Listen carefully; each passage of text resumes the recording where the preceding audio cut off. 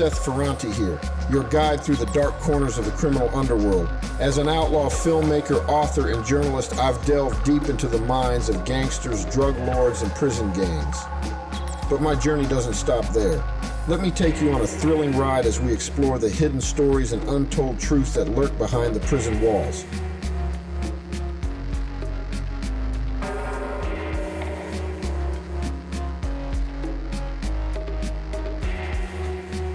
So far, we've witnessed the Black Widow's rise to power, and we've seen her reign of terror. Definitely, her impact on the drug trade is undeniable. Some might see her as a symbol of female empowerment, a woman who defied the odds in a male-dominated world. Others see her as a villain who profited from human suffering. The truth, as always, is probably somewhere in between. Cocaine dealers regularly pay cash for a $50,000 car, a $100,000 yacht, or $1 million condominium. The coke wars that raged in Florida had everything to do with control of the outrageously lucrative cocaine trade. The era of the cocaine cowboys began in the late 1970s when cocaine blossomed into a glamour drug in the United States.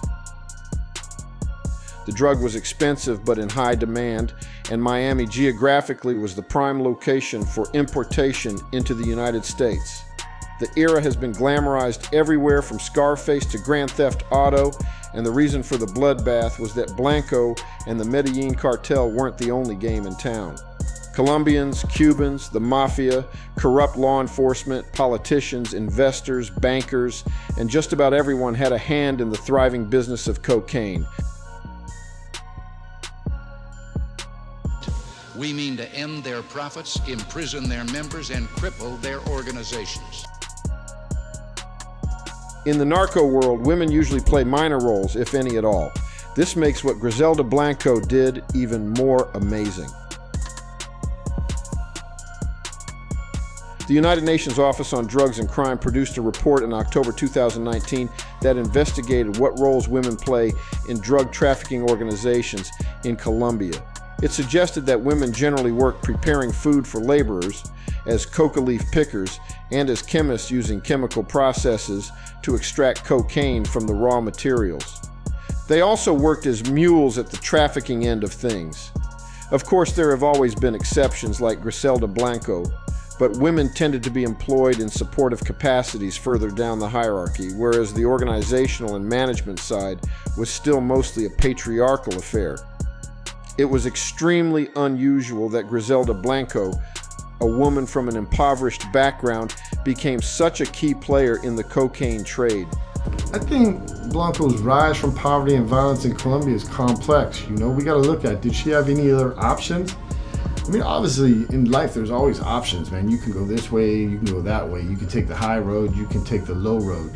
You can do the evil stuff or you can do the good stuff. So it's all personal choice. But, from what I know about her, she kind of married into the drug game. She was part of her husband's operation. Tell me, rough guess, how many times do you think you screwed him? 6. Why?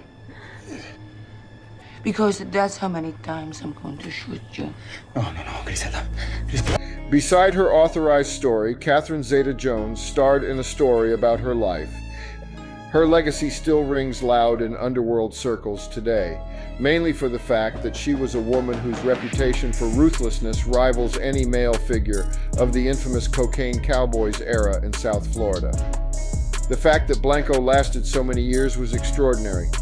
Her 20-odd years at the top of the cocaine trade was pretty much unparalleled. This longevity, the fact that she evaded the authorities for so long, gave the time and space for her cult of personality to develop. Plain and simple, she was the most powerful female criminal figure of our time. The mythology surrounding her reign resonates far and wide today and positions her as an iconic player in gangland history. She was just a force of nature in every way possible. That's it, folks. There you have it. The story of Griselda Blanco, the Black Widow. A life of ambition, violence, and ultimately downfall. Was she a monster? A victim of circumstance? A symbol of something more? The answer, as you've seen, isn't black and white. It's up to you to decide. Comment below and let me know what you think. And if you enjoyed this deep dive into the shark-infested waters of Miami, don't forget to like this video and subscribe to the channel for the best in true crime.